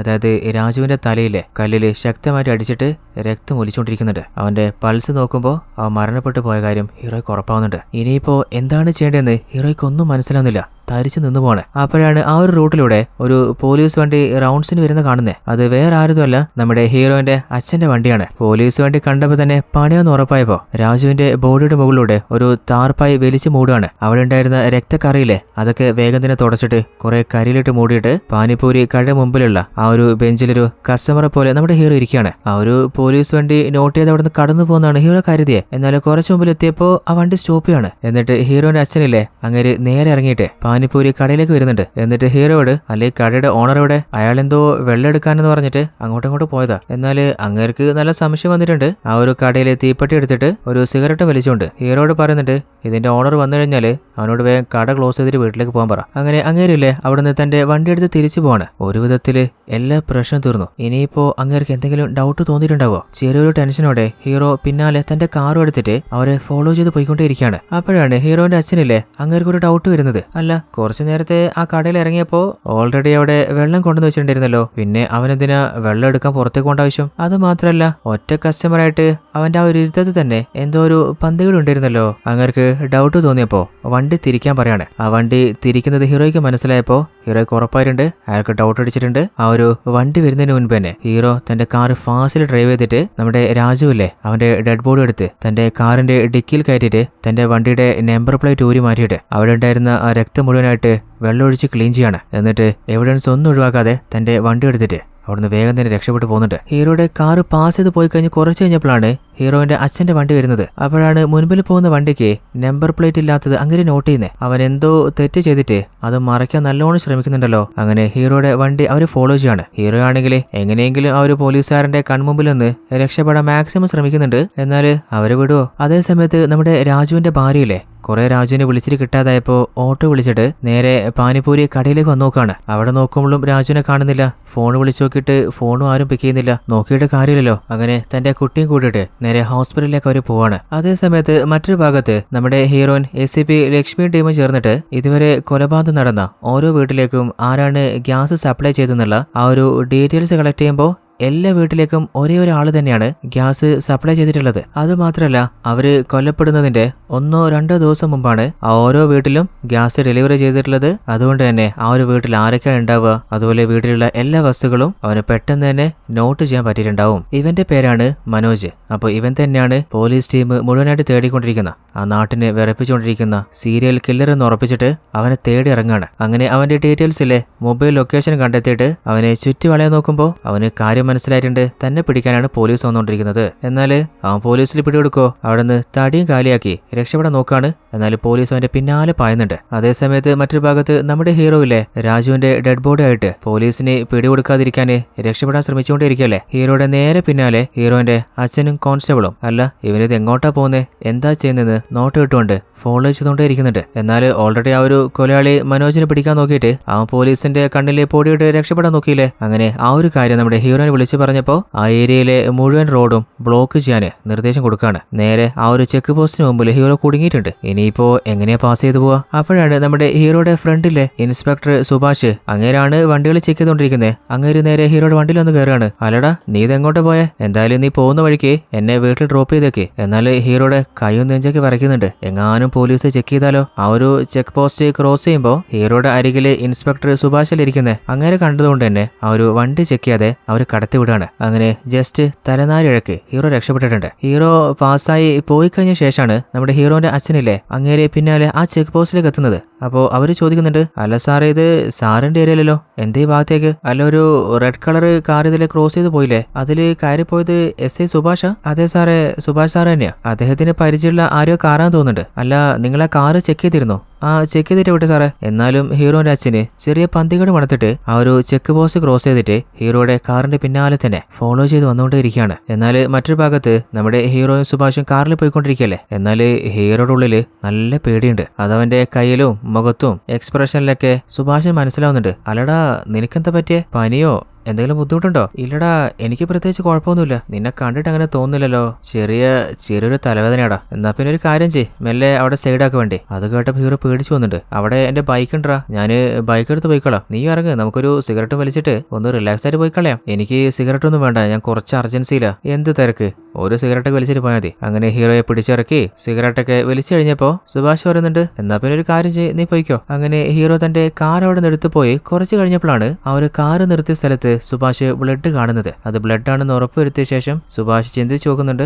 കുറച്ചു നേരത്തെ കാറിൽ വന്നപ്പോ ഹീറോയുടെ മുഖഭാവം ചെറിയ മാറ്റമുണ്ടായിരുന്നു. എന്തോ പന്തികെട്ടുണ്ടല്ലോ. അപ്പോ അവൻ പേടിച്ചതിന്റെ പിന്നിലെ എന്തോ കാരണമുണ്ട്. അങ്ങനെ ഹീറോയുടെ പിന്നാലെ തന്നെ അങ്ങനെ ബൈക്കുമായിട്ട് ഫോളോ ചെയ്ത് പോണ്. ആ ഒരു കാഴ്ച നമ്മുടെ ഹീറോന്റെ അച്ഛനും പിന്നാലെ വരുന്നില്ലേ അങ്ങേരും കണ്ടിട്ടുണ്ട്. അപ്പൊ അങ്ങേരും അവരുടെ പിന്നാലെ പോവാണ്. അടുത്ത സീനില് പോലീസ് കൊലയാളിയായിട്ട് സംശയിക്കുന്ന മനോജില്ലേ അവനെ പിടിക്കാനായിട്ട് പോലീസ് ടീം പിന്നാലെ ഫോളോ ചെയ്ത് പോവല്ലേ. ആ ഒരു കാഴ്ച നമ്മുടെ റൗഡി തേജയില്ലേ തേജയുടെ ടീമിൽപ്പെട്ട ഒരുത്തൻ കാണുകയാണ്. ഉടനെ തന്നെ അവൻ തേജയെ വിളിച്ച് കാര്യം പറയുന്നുണ്ട്. അപ്പോഴാണ് നമുക്ക് മനസ്സിലാവുന്നത് ഈ ഒരു മനോജില്ലേ അവൻ വേറെ ആരുമല്ല, തേജയുടെ അനിയൻ തന്നെയാണ്. എന്റെ അനിയനെ പിടിക്കാന് പോലീസ് ഫോളോ ചെയ്യുന്നിരുന്നോ? ആഹാ, ഞാനാണോ പോലീസാണോ നോക്കാലോ. അങ്ങനെ മനോജിനെ രക്ഷിക്കാനായിട്ട് തേജയുടെ ടീം തന്നെ പോലീസ് ഫോഴ്സിന് നേരെ തിരിഞ്ഞിട്ട് അവിടുന്ന് പാഞ്ഞു വരുന്നുണ്ട്. എന്നാൽ മനോജ് പേടിച്ചുറച്ച് ഓടിയിട്ട് അവസാനം ഒരു പഴയ ബിൽഡിങ്ങിനുള്ളിലേക്ക് അവൻ കയറുകയാണ്. ആ ഒരു കാഴ്ച പോലീസ് ടീമും കണ്ടിട്ടുണ്ട്. അവന്റെ പിന്നാലെ പോലീസ് ടീം ആ ഒരു ബിൽഡിംഗ് അവനെ ചുറ്റി വളയാണ്. എന്നിട്ട് നമ്മുടെ ഹീറോയിൻ ACP ലക്ഷ്മി വിളിച്ചിട്ട് ബിൽഡിങ്ങിനുള്ളിൽ മനോജിനെ കുടിക്ക് കാര്യം പറയുന്നുണ്ട്. ഉടനെ തന്നെ നമ്മുടെ ഹീറോയിൻ ഗണ്ണുമായിട്ട് ആ ഒരു ബിൽഡിങ്ങിലേക്ക് വന്നിട്ട് അവൻ എവിടെയാണുള്ളതെന്ന് തെരഞ്ഞു പിടിക്കാൻ നോക്കുകയാണ്. മറ്റൊരു ഭാഗത്ത് നമ്മുടെ ഹീറോ ആണെങ്കിൽ രാജുവിന്റെ ബോഡി പോലീസിന് കയ്യിൽപ്പെടാതിരിക്കാന് രക്ഷപ്പെട്ടു പോയിക്കൊണ്ടേയിരിക്കുകയല്ലേ. അവന്റെ ബോഡി കരിച്ചു കളയാനായിട്ട് വരുന്ന വഴിക്ക് പെട്രോൾ പമ്പിൽ നിന്ന് ഒരു ക്യാന് നിറയെ പെട്രോളും വാങ്ങിയിട്ടുണ്ട്. അങ്ങനെ ആൾതാമസമൊന്നുമില്ലാത്ത ഫോറസ്റ്റ് പോലെ ഒരു ഏരിയയില് രാജുവിന്റെ ബോഡി കൊണ്ടുപോയിട്ടിട്ട് പെട്രോൾ ഒഴിച്ചിട്ട് അവന്റെ ബോഡി കത്തിക്കാൻ നോക്കുമ്പോഴാണ് നമ്മുടെ ഹീറോയുടെ ഫ്രണ്ട് സുഭാഷില്ലേ അങ്ങനെ അങ്ങോട്ട് വരുന്നത്. ആ ഒരു കാഴ്ച ഉണ്ടപ്പോ അല്ലടാ നീ ഇതെന്താ ചെയ്യുന്നേ? അപ്പൊ ഹീറോ അളിയാ ഇത് ഞാൻ അറിഞ്ഞുകൊണ്ട് ചെയ്തല്ലടാ. നീ പോലീസ് ടീമിനെ വിളിച്ചിട്ട് കാര്യമൊന്നും പറഞ്ഞേക്കല്ലേ. നീ പറഞ്ഞ പോലെ 5 ലക്ഷം രൂപ കൊടുക്കാനായിട്ട് എന്റെ ലവറില്ലേ സാഹ അവളുടെ കയ്യിൽ നിന്ന് വാങ്ങിയിട്ട് വരികയായിരുന്നു. അതിനിടയിൽ എന്റെ കാർ ഒരു ബൈക്കുമായിട്ട് ചെറിയൊരു ആക്സിഡന്റിൽ പെട്ടു. അപ്പോൾ ഇവനാണ് എന്നെ രക്ഷിക്കാൻ വന്നേ. എന്നാൽ കയ്യിൽ മുറിവായപ്പോ ബാൻഡേജ് ചെയ്ത് കാറൊന്നും എടുത്തരാന് ഇവനോട് ഒരു ഹെൽപ്പ് ചോദിച്ചതാ. അതിനിടയിൽ ഇവനെന്റെ കാറിൽ നിന്ന് ആ ഒരു 5 ലക്ഷം ഇല്ലേ അതുമല്ലേ അടിച്ചു മാറ്റിയതാണ്. അതെനിക്ക് മനസ്സിലായപ്പോ ആ ഒരു പൈസ എന്റെ കയ്യിലേക്ക് വാങ്ങാനേ ഞാൻ ബലം പിടിച്ചപ്പോ അവന് മസിൽ പിടിച്ചു. അതിൽ ഞാൻ തള്ളിയപ്പോ അവൻ തെറിച്ച് വീണതാണ്. അങ്ങനെയാണ് അവന്റെ തലക്ക് ക്ഷതം പറ്റിയതും ആ മരണപ്പെട്ടു പോയതോ. ഞാന് അറിഞ്ഞുകൊണ്ട് ചെയ്തതല്ല, ആക്സിഡന്റിൽ സംഭവിച്ചതാ. ഇനിയിപ്പോ എന്താ ചെയ്യേണ്ടതെന്ന് എനിക്ക് അറിയുന്നില്ല. അപ്പോ സുഭാഷ് പറയുന്നുണ്ട് നീ ടെൻഷൻ അടിക്കണ്ട, ഞാനില്ലേ ഈ ഏരിയയിലെ ഇൻസ്പെക്ടർ ഇല്ലേ അങ്ങനെ എനിക്ക് നല്ല പരിചയം, എന്റെ ഒരു ഫ്രണ്ടാണ്, ഞാൻ വിളിച്ച് കാര്യം സംസാരിച്ചോളാം. എന്നാല് ഹീറോയുടെ ഉള്ളില് നല്ല പേടിയുണ്ട്. ഇനിയെങ്ങാനും സുഭാഷ് പണി വെച്ചാലാ. അങ്ങനെ ഭയന്ന് നിൽക്കുമ്പോ ആ ഒരു കാഴ്ച നമ്മുടെ ഹീറോന്റെ അച്ഛൻ കാണുന്നില്ലേ. രണ്ടാളുകള് കാട്ടിനുള്ളിൽ നിന്നിട്ട് കുറെ നേരമായിട്ട് എന്തൊക്കെയോ ഡിസ്കസ് ചെയ്യുന്നുണ്ട്. അതുപോലെ കുറെ നേരമായിട്ട് ഇവരുടെ മേലെ നല്ല സംശയമില്ലേ. അങ്ങനെ ഹീറോയുടെയും അതുപോലെ സുഭാഷിന്റെ അടുത്തേക്ക് അവർ വന്ന് നോക്കുമ്പോ അവിടെ ഒരാള് കൊല്ലപ്പെട്ട് കിടക്കുന്ന ബോഡി ഉണ്ട്. അതുപോലെ ബോഡി കത്തിക്കാനായിട്ടുള്ള പെട്രോളും കൊണ്ടുവന്ന് വെച്ചിട്ടുണ്ട്. ഹീറോന്റെ അച്ഛൻ ചോദിക്കുന്നുണ്ട് ആഹാ ബോഡി കത്തിച്ചിട്ട് ഒരു കൊലപാതകം നൈസായിട്ട് തേച്ച് മായ്ച്ച് കളയാൻ നോക്കിയതല്ലേ. ഹീറോയോട് ചോദിക്കുന്നുണ്ട് നീയല്ലേ ഇയാളെ കൊലപ്പെടുത്തിയ. എന്നാൽ ഹീറോ ആണെങ്കിൽ ഞാൻ ആരും കൊലപ്പെടുത്തിയതല്ല, ഇത് ആക്സിഡന്റ് ആയിട്ട് സംഭവിച്ച. ഞാൻ നടന്ന കാര്യമൊക്കെ സാറിനോട് പറയാം, ദയവ് ചെയ്ത് ഇതൊരു പ്രശ്നമാക്കരുത്. എന്നാൽ ഹീറോന്റെ അച്ഛൻ ഹെഡ് കോൺസ്റ്റബിൾ അല്ലേ, സുഭാഷ് ഇൻസ്പെക്ടർ അല്ലേ, അങ്ങനോട് പറയുന്നുണ്ട് സാറ് നിങ്ങളൊരു ക്രൈം കണ്ടിട്ട് എന്താ ഒന്നും പ്രതികരിക്കാതെ ഉടനെ തന്നെ കൺട്രോൾ റൂമിൽ വിളിച്ചിട്ട് ഇൻഫോം ചെയ്യേ. എന്നാൽ സുഭാഷ് പറയുന്നുണ്ട് ഇവിടെ എന്താ ചെയ്യേണ്ടതെന്ന് എനിക്ക് വ്യക്തമായിട്ട് അറിയാം, അത് ഞാൻ ചെയ്തോളാം. ഇവൻ എന്റെ ഫ്രണ്ടാണ്, നമ്മുടെ ഡിപ്പാർട്ട്മെന്റിൽ പുതുതായിട്ട് ജോയിൻ ചെയ്ത ASI ആണ്. അവന്റെ കൈകൊണ്ട് അറിയാതെ ഒരു മർഡർ സംഭവിച്ചെന്നുള്ള കാര്യം ശരിയാ, ഇതൊരു ആക്സിഡന്റ് മാത്രമാണ്. ഈ കേസിന്റെ കാര്യം ഞാൻ നോക്കിക്കോളാം. ഒരു കാര്യം ചെയ്യ്, നിങ്ങൾ രണ്ടുപേരും ഇവിടുന്ന് പോയിക്കോ. എന്നാൽ അങ്ങേരാണെങ്കിൽ അങ്ങനെ പോകാൻ പറ്റില്ല സാറേ, നിങ്ങൾ ചെയ്യുന്നത് ശരിയല്ല. എന്നാൽ സുഭാഷ് ആണെങ്കിൽ ഇത് നിങ്ങളുടെ സ്റ്റേഷൻ പരിധിയല്ലല്ലോ, ഈ ഏരിയ അതെന്റെ കീഴില, ഞാൻ നോക്കിക്കോളാം. ഈ ഒരു ഏരിയയിലേക്ക് വന്നിട്ട് കേസ് അന്വേഷിക്കേണ്ട ഒരു കാര്യം നിങ്ങൾക്കില്ല. അപ്പോഴാണ് കൂടെയുള്ള കോൺസ്റ്റബിള് നമ്മുടെ ഹീറോയുടെ അച്ഛനോട് പറയുന്നത് സാർ ഒരു കാര്യം ചെയ്യ്, സാറിന്റെ മോള് വിളിച്ചിട്ട് കാര്യം പറ. അത് കേട്ടപ്പോൾ സുഭാഷിനെ ചൊറിഞ്ഞു കയറിയിട്ട് ആഹാ എന്റെ മുമ്പിൽ വെച്ചിട്ട് എനിക്ക് പണി തരാന് നീ ഐഡിയ കൊടുക്കുക. അങ്ങനെ അവന്റെ മോക്ക അടിച്ച് പൊട്ടിക്കുന്നുണ്ട്. അല്ല സുഭാഷ് നീ എന്തിനാ അവന്റെ മേലെ കൈവയ്ക്കുന്നേ. അങ്ങനെ ഹീറോന്റെ അച്ഛൻ അങ്ങനെ തടുക്കാൻ നോക്കാണ്. അങ്ങനെ 3 പേരും തമ്മിൽ അങ്ങോട്ടും ഇങ്ങോട്ടും ഫൈറ്റാണ്. എന്നാൽ സുഭാഷിന് കലിപ്പായിട്ട് എല്ലാ SI ആയിട്ടുള്ള എന്റെ മേലെ നിങ്ങൾക്ക് കൈവെക്കാൻ ധൈര്യം വന്നല്ലേ. അതിനെ ഗണ്ണെടുത്തിട്ട് അവന് ഷൂട്ട് ചെയ്യാൻ നോക്കാണ്. ഹീറോന്റെ അച്ഛനും കോൺസ്റ്റബിളും അങ്ങനെ തടുക്കാൻ നോക്കുന്നുണ്ട്.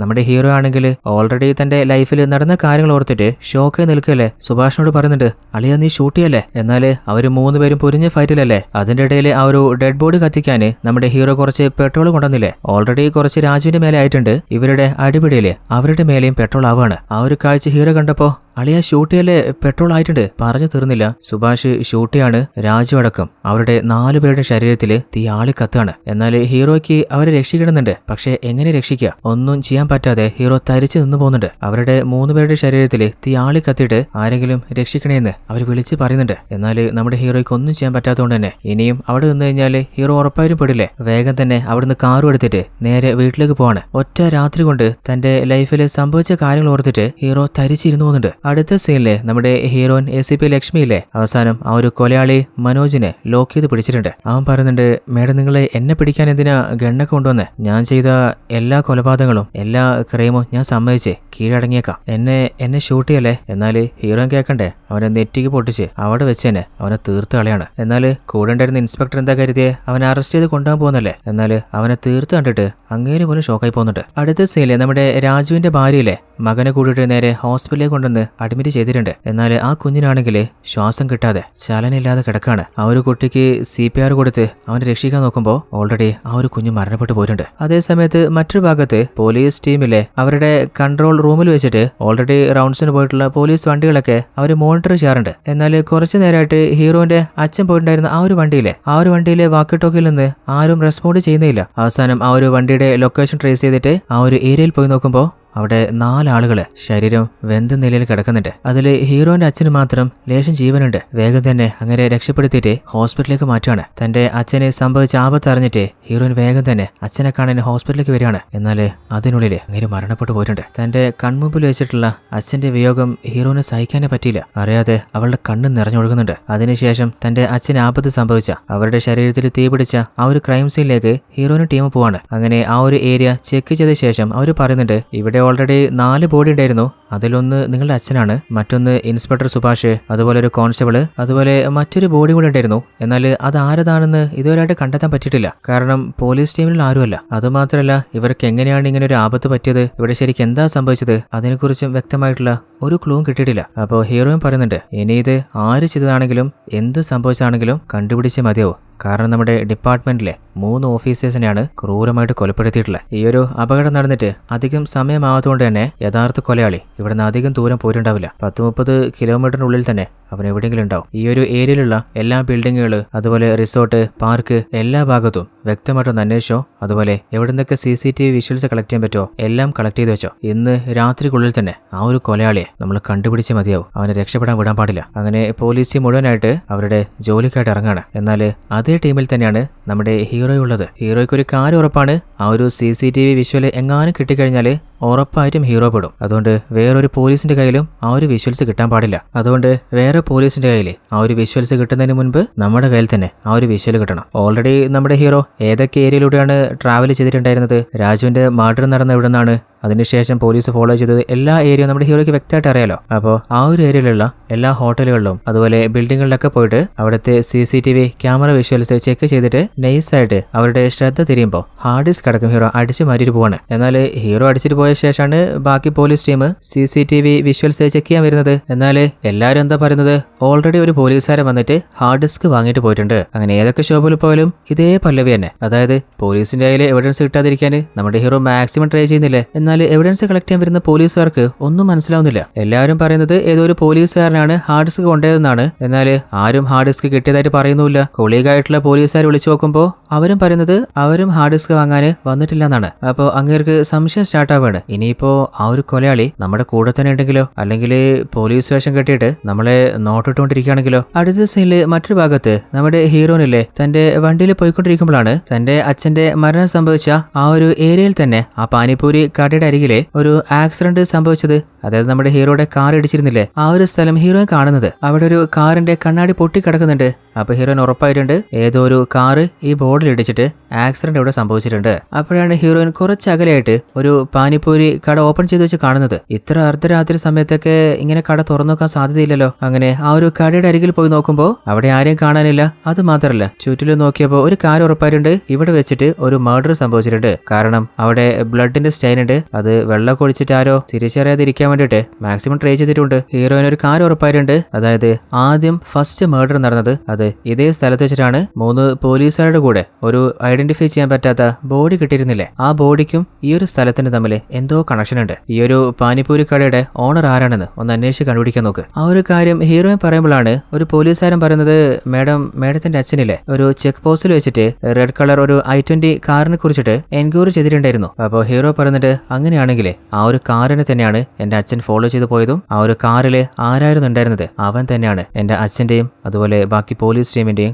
കൊലപാതകത്തിന്റെ പിന്നില്. ഓൾറെഡി നമ്മുടെ ഹീറോയിന്റെ കയ്യിൽ കിട്ടിയ ആ ഒരു കാറിന്റെ കണ്ണാടിയും ചുവന്ന കാറിന്റെ തന്നെയല്ലേ. അപ്പോൾ ആ ഒരു കാറിന്റെ ഓണറെ ഉടനെ തന്നെ കണ്ടുപിടിക്കണം. അങ്ങനെ കൺട്രോൾ റൂമിന് ഇൻഫർമേഷൻ കൊടുക്കുകയാണ്. കഴിഞ്ഞ ദിവസം ഏതൊക്കെ ചുവന്ന കളറിലുള്ള കാറ് ആ ഒരു ഏരിയയിലൂടെ ട്രാവൽ ചെയ്തിട്ടുണ്ട്, അതില് എങ്ങനെയാണ് പെട്ടെന്ന് ആ ഒരു കാറ് കണ്ടുപിടിക്കാന്ന് വെച്ചാല് ആ കാറിന്റെ വലത് ഭാഗത്തെ ഗ്ലാസ് പൊട്ടിപ്പോയിട്ടുണ്ട്. അങ്ങനെ കൺട്രോൾ റൂമിൽ നിന്ന് എല്ലാ പോലീസ് ടീമിനും ആ ഒരു ഇൻഫർമേഷൻ പാസ് ചെയ്യാണ്. അതേ ടീമിലല്ലേ നമ്മുടെ ഹീറോ ഉള്ളേ. ഹീറോയുടെ ചെവിയിലും ആ ഒരു കാര്യം എത്താണ്. ആഹാ, പണി പാളിയും തോന്നിട്ടല്ലോ. ഓൾമോസ്റ്റ് പോലീസ് ടീം റൂം തന്റെ ഏകദേശം അടുത്തെത്തിയല്ലോ. ഹീറോയുടെ ഉള്ളില് ചെറുതായിട്ട് പേടി കൂടാണ്. അടുത്ത സീനിൽ നമ്മൾ കാണുന്നത് ഒരു വീട്ടമ്മയില്ലേ, അവരുടെ വീടിന്റെ കണ്ണാടിച്ചില്ലേ ആരോ കല്ല് വെച്ച് എറിഞ്ഞ് പൊട്ടിച്ചോണ്ടിരിക്കുമ്പോ അവരുടെ ഹസ്ബൻഡ് ഒരു പോലീസുകാരനാണ് അങ്ങേര് വിളിച്ച് പറയുന്നുണ്ട്, ഇങ്ങനെ വീട്ടില് ആരോ കല്ലെറിയുന്നുണ്ട്, വേഗം വന്നിട്ട് ആരോന്ന് നോക്ക്. അപ്പൊ അങ്ങേര് തൽക്കാലം നീ ഒരു കാര്യം ചെയ്, വീടിന്റെ എല്ലാ വാതിലും ലോക്കി ഞാൻ വേഗം തന്നെ വരികയാണ്. അപ്പോഴാണ് ആ ഒരു കണ്ണാടിയൊക്കെ ആരെ എറിഞ്ഞുടച്ചത് നമ്മൾ കാണുന്നത്. അത് വേറെ ആരുമല്ല, നമ്മുടെ ഹീറോ തന്നെയാണ്. എന്നിട്ട് ഹീറോ നേരെ വരുന്നത് അവൻ കല്ലെറിഞ്ഞിട്ടുണ്ടായിരുന്ന ആ ഒരു പോലീസുകാരനില്ലേ അങ്ങേരുടെ അടുത്തേക്കാണ്. അല്ല സാറേ,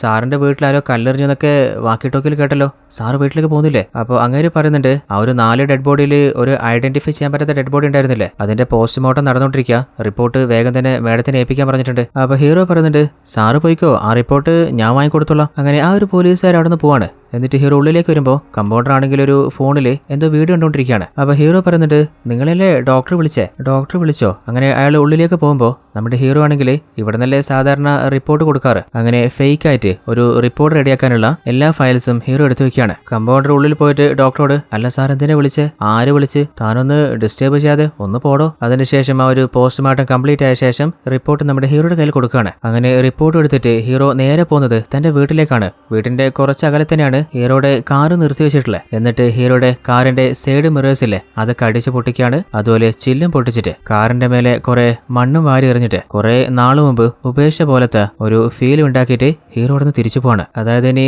പോലീസ് ചെക്ക് ചെയ്താലും പെട്ടെന്നൊന്നും അവർക്ക് ഒന്നും കണ്ടെത്താൻ പറ്റാതിരിക്കാനായിട്ട്. എന്നാൽ ആ ഒരു സിറ്റി മുഴുവനായിട്ട് പോലീസ് ടീം ഇതേ കാറല്ലേ തേടിക്കൊണ്ടിരിക്കുന്നത്. അങ്ങനെ ഹീറോ നേരെ വീട്ടിലേക്ക് എത്തിയ ശേഷം ഓൾറെഡി ആ ഒരു ഡോക്ടർ കൊടുത്ത റിപ്പോർട്ടില്ലേ ആ ഒരു റിപ്പോർട്ട് വെച്ചിട്ട് ഒരു ഫേക്ക് റിപ്പോർട്ട് ഹീറോ റെഡിയാക്കുകയാണ്. അടുത്ത സീനില് നമ്മുടെ ഹീറോയിനില്ലേ ആ ഒരു പാനിപ്പൂരി കടയുടെ അരികിൽ വെച്ചിട്ട് ഒരു ഫോൺ ഹീറോയിന് കിട്ടിയിട്ടുണ്ട്. ആ ഒരു ഫോൺ ചെക്ക് ചെയ്തപ്പോൾ അത് നമ്മുടെ രാജുവിൻ്റെതാണെന്നും അങ്ങേരുടെ ഡീറ്റെയിൽസും ഹീറോയിന് കിട്ടിയിട്ടുണ്ട്. അങ്ങനെ രാജുവിന്റെ ഭാര്യ വിളിച്ചിട്ട് സ്റ്റേഷനിലേക്ക് വരാൻ പറയാണ്. അവരോട് ഹസ്ബൻഡിനെ കുറിച്ച് ചോദിച്ച ശേഷം ഓൾറെഡി ആ ഒരു ബോഡിയിൽ നിന്ന് കിട്ടിയ വസ്തുക്കൾ ഉള്ളിൽ വെച്ചിട്ടുണ്ട്. അപ്പോൾ അതൊക്കെ ഒന്ന് ചെക്ക് ചെയ്ത് നോക്കാൻ പറയാണ്. അത് ചെക്ക് ചെയ്തപ്പോൾ അവർക്ക് ഉറപ്പായിട്ടുണ്ട് മരണപ്പെട്ടത് അവരുടെ ഹസ്ബൻഡാണെന്ന്. അവര് നെഞ്ചു പൊട്ടിയിട്ട് എന്റെ മോനും എന്നെ വിട്ടുപോയി, ഇപ്പോ നിങ്ങൾ എന്നെ വിട്ടുപോയെന്ന് ചോദിച്ച് കരഞ്ഞോണ്ടിരിക്കുകയാണ്. അപ്പോഴാണ് നമ്മുടെ ഹീറോ അല്ലേ അങ്ങോട്ടേക്ക് ആ പോസ്റ്റ്മോർട്ടം റിപ്പോർട്ട് കൊണ്ടുവരുന്നത്. കുറച്ചു നേരത്തെ നമ്മുടെ ഹീറോ ഡൈവേർട്ട് ചെയ്തില്ലേ ആ പോലീസുകാരനാണ് റിപ്പോർട്ട് വാങ്ങുന്നത്. അല്ല, റിപ്പോർട്ട് കിട്ടാൻ എന്താ ഇത്രയ്ക്ക് ലേറ്റ് ആയേ? അപ്പൊ ഹീറോ ആണെങ്കിൽ സാറേ പോസ്റ്റ്മോർട്ടം തീരാൻ കുറച്ച് ടൈം അധികമായി. ആ എന്തായാലും ആയിക്കോട്ടെ, പിന്നെ പുറത്തൊരു പെൺകുട്ടി ഇരിക്കുന്നുണ്ട്, അവരെ നീ സേഫ് ആയിട്ടൊന്ന് വീട്ടിൽ കൊണ്ടാക്കിട്ടോ. ഹീറോ വന്ന് നോക്കുമ്പോഴാണ് അത് രാജുവിന്റെ ഭാര്യയാണെന്ന് മനസ്സിലാവുന്നത്. എന്നാൽ ഹീറോയ്ക്കാണെങ്കിൽ അവരുടെ മുമ്പിൽ നിൽക്കാൻ തന്നെ പറ്റുന്നില്ല. നിങ്ങളെ ഞാൻ വീട്ടിൽ കൊണ്ടാക്കി തരാം. എന്നാൽ അവർ പറയുന്നത്, സാറേ അത് കുഴപ്പമില്ല, ഞാൻ വീട്ടിലേക്ക് പോയിക്കോളാം. എന്റെ ഹസ്ബൻഡിനെ കൊലപ്പെടുത്തിയില്ലേ ആ ഒരു കൊലയാളിയെ സാർ എങ്ങനെയെങ്കിലും വേഗം കണ്ടുപിടിക്കാൻ നോക്ക്. എന്റെ മോന് തീരെ വയ്യാതായതുകൊണ്ട് അവന്റെ ഓപ്പറേഷന് വേണ്ടിയിട്ട് ആരോടോ പൈസ ചോദിച്ചിട്ടുണ്ട്, അത് വാങ്ങട്ടെ എന്ന് പറഞ്ഞിട്ടാ വീട്ടിൽ നിന്ന് ഇറങ്ങിയേ. എന്നാലിപ്പോ എന്റെ മകനും കൂടിയില്ല, അങ്ങേരും കൂടിയില്ല. അങ്ങനെ കൊലപ്പെടുത്തിയവനെ സാർ എങ്ങനെയെങ്കിലും കണ്ടുപിടിക്കേ. അതും പറഞ്ഞിട്ട് അവര് കരഞ്ഞുകൊണ്ട് അവരുടെ വീട്ടിലേക്ക് പോവാണ്. എന്നാൽ സംഭവിച്ചൊക്കെ ഓർത്തിട്ട് ഹീറോ തരിച്ചു നിൽക്കുന്നുണ്ട്. വല്ലാതെ മനസ്സ് വേദനയാണ്. എന്നാൽ ഇതൊന്നും ഹീറോ അറിഞ്ഞുകൊണ്ട് ചെയ്തതല്ലോ, അവിചാരിതമായിട്ട് സംഭവിച്ചു പോയതല്ലേ. ഹീറോ അവിടെ നിന്ന് നേരെ പോകുന്നത് തന്റെ ഗേൾഫ്രണ്ട് സാഹയെ കാണാനാണ്. അവളുടെ മുമ്പിൽ അറിയാതെ ഹീറോ പൊട്ടിക്കരയുമ്പോൾ അവള് ചോദിക്കുന്നുണ്ട് എന്താ പറ്റിയേ. അങ്ങനെ സംഭവിച്ച കാര്യങ്ങളൊക്കെ അവളോട് പറയാണ്. എന്നാൽ സംഭവിച്ചൊന്നും മനഃപൂർവ്വം ഞാൻ ചെയ്തതല്ല, എല്ലാം അപ്രതീക്ഷിതമായിട്ട് സംഭവിച്ചതാ. അതേസമയത്ത് മറ്റൊരു ഭാഗത്ത് നമ്മുടെ ഹീറോനില്ലേ ഓൾറെഡി ഹീറോ കൊണ്ടുവന്നു കൊടുത്ത ആ ഒരു പോസ്റ്റ്മോർട്ടം റിപ്പോർട്ടിലെ ആ ഒരു റിപ്പോർട്ട് ചെക്ക് ചെയ്യാണ്. എന്നാൽ റിപ്പോർട്ട് നോക്കുമ്പോൾ അത് മൊത്തം മിസ്മാച്ച് ആണ്. കുറച്ചു നേരത്തെ രാജുവിന്റെ ഭാര്യ പറഞ്ഞത് മരണപ്പെട്ടത് രാജു ആണെന്നല്ലേ. എന്നാൽ ആ ഒരു റിപ്പോർട്ടില് ആള് വേറെ ആയിട്ടാണ് ഹീറോ മാറ്റി എഴുതിയിട്ടുള്ളത്. ആഹാ, അങ്ങനെയാണെങ്കിൽ ഇതിന്റെയൊക്കെ പിന്നിൽ ഹീറോയാണോ? ഹീറോയുടെ മേലെ തന്നെ നമ്മുടെ ഹീറോയിന് സംശയം സ്റ്റാർട്ടാവാണ്. അത് മാത്രമല്ല ഓൾറെഡി ഒരു പോലീസുകാരനാണ് എല്ലാ ഷോപ്പുകളിലും റിസോർട്ടിലും പോയിട്ട് CCTV വിഷ്വൽസ് അടങ്ങിയ ഹാർഡ് ഡിസ്കുകൾ അവിടെ നിന്ന് വാങ്ങിപ്പോയതെന്നും ഓൾറെഡി പോലീസ് ടീം പറഞ്ഞിരുന്നില്ലേ. അങ്ങനെയാണെങ്കിൽ ചിലപ്പോൾ ഇവൻ തന്നെയായിരിക്കും കൊലയാളി. അതൊന്ന് ഉറപ്പിക്കാനായിട്ട് ഓൾറെഡി ഹീറോ എവിടെയൊക്കെ പോയി വന്നിട്ടുള്ളത് ഹീറോയുടെ ഫോൺ ലൊക്കേഷൻ മൊത്തമായിട്ട് ട്രേസ് ചെയ്യാണ്. അങ്ങനെ ഡീറ്റെയിൽസ് കളക്ട് ചെയ്യുമ്പോൾ ഓൾറെഡി നമ്മുടെ ഹീറോന്റെ അച്ഛൻ എവിടെയൊക്കെ പോയിട്ടുണ്ടോ ആ ഏരിയയിലൊക്കെ നമ്മുടെ ഹീറോയും ട്രാവൽ ചെയ്തിട്ടുണ്ട്. അതിൽ തന്നെ ഹീറോനെ ഉറപ്പിച്ചിട്ടുണ്ട് എന്റെ അച്ഛനടക്കം 4 പേരെ കൊലപ്പെടുത്തിയത് അത് വേറെ ആരുമല്ല ഹീറോ തന്നെയാണ്. വൈകിപ്പിക്കണ്ട, അവന് നേരെ കൂട്ടിയിട്ടു. അങ്ങനെ ഒരു പോലീസുകാരനെ ഹീറോയുടെ വീട്ടിലേക്ക് അയക്കാണ്. എന്നാൽ ഹീറോ ആണെങ്കിൽ തനിക്ക് സംഭവിച്ച കാര്യങ്ങളൊക്കെ അച്ഛനോട് പറഞ്ഞിട്ടുണ്ട്. എന്നാൽ അച്ഛനാണെങ്കിൽ ഹീറോയുടെ ജീവിതത്തിൽ ഇങ്ങനൊരു ട്രാജഡി സംഭവിക്കുന്നത് ഒരിക്കലും പ്രതീക്ഷിച്ചിരുന്നില്ലല്ലോ. അതിനുള്ളിൽ ഹീറോനെ അയച്ച ആ ഒരു പോലീസുകാരൻ പുറത്തു വരികയാണ്. അങ്ങനെ ഹീറോയെ നേരെ കൂട്ടിക്കൊണ്ടുപോവാണ്. എന്നാൽ സ്റ്റേ സ്റ്റേഷനിലേക്കല്ല കൊണ്ടുവന്നത്. ഓൾറെഡി പോലീസ് ടീം മുഴുവനായിട്ട് ഹീറോയെ കാത്തു നിൽക്കുന്നില്ലേ. എല്ലാരും കൂടി ഹീറോ എടുത്ത് പഞ്ഞി കിടുന്നുണ്ട്. അതിന്റെ ഇടയിൽ ഹീറോനെ എടുത്തിട്ട് ഹീറോയുടെ നെട്ടും ബോൾട്ടൂര് ചോദിക്കുന്നുണ്ട്, എന്തിനാ എന്റെ അച്ഛനെ നീ കൊന്നുകളഞ്ഞ്? എന്നാൽ അതിനിടയിലും ഹീറോ പറയുന്നുണ്ട്, ഇതൊന്നും ഞാൻ അറിഞ്ഞുകൊണ്ട് ചെയ്തതല്ല, ഇതൊക്കെ ആക്സിഡന്റലായിട്ട് സംഭവിച്ചതാ. എന്നാൽ ആ പോലീസ് ടീം അതുപോലെ നിങ്ങളുടെ അച്ഛൻ മരിക്കാൻ ഞാൻ കാരണമല്ല. അവരങ്ങോട്ടും ഇങ്ങോട്ടും ഫൈറ്റ് ചെയ്തിട്ട് അതിനിടയിൽ ഗണ്ണ് ഫയർ ആയിട്ടാണ് അവർ മരണപ്പെട്ടു പോകുന്നത്. അങ്ങനെ ഹീറോയുടെ ഭാഗത്തുള്ള എല്ലാ ന്യായങ്ങളും പറഞ്ഞിട്ടും ഹീറോ കേൾക്കണ്ടേ. ഓൾറെഡി ആരാണെന്ന് പോലും അറിയാത്ത 3-4 ആളുകളെ കൊലപ്പെടുത്തിയ ആ ഒരു ഗ്യാങ്സ്റ്റർ മനോജില്ലേ, അവനെ വരെ കൂടുതൽ ചോദ്യമൊന്നുമില്ലാതെ നെറ്റിയിൽ പൊട്ടിച്ചിട്ട് എൻകൗണ്ടർ ചെയ്തിട്ട് വന്നതല്ലേ. പിന്നെ തന്റെ അച്ഛനെ കൊലപ്പെടുത്തിയ അതുപോലെ പോലീസ് ടീമിലുള്ള 2 ആളുകളെ കൊലപ്പെടുത്തിയ നമ്മുടെ ഹീറോയെ അങ്ങനെ വെറുതെ വിടുവോ? അങ്ങനെ ഹീറോയെ അടിച്ച് പഞ്ചറാക്കിയിട്ട് കൊന്ന് തള്ളാൻ നോക്കുമ്പോഴാണ് ഇവരാരും പ്രതീക്ഷിക്കാതെ ആ ഒരു ഏരിയയിലേക്ക് നമ്മുടെ ഗ്യാങ്സ്റ്റർ തേജയിലെ അവന്റെ ആളുകളെ കൂട്ടി വരുന്നത്. അതായത് തേജ തന്റെ അനിയനായിട്ടുള്ള മനോജിനെ ഹീറോയിൻ ഷൂട്ട് ചെയ്ത് കൊലപ്പെടുത്തിയില്ലേ, അതിന്റെ പകരം ചോദിക്കാൻ വരികയാണ്. അങ്ങനെ അവന്റെ കൂട്ടാളികളും അവനും ചേർന്നിട്ട് പോലീസുകാരെ ഓരോരുത്തരായിട്ട് എടുത്ത് പഞ്ഞിക്കിടുന്നുണ്ട്.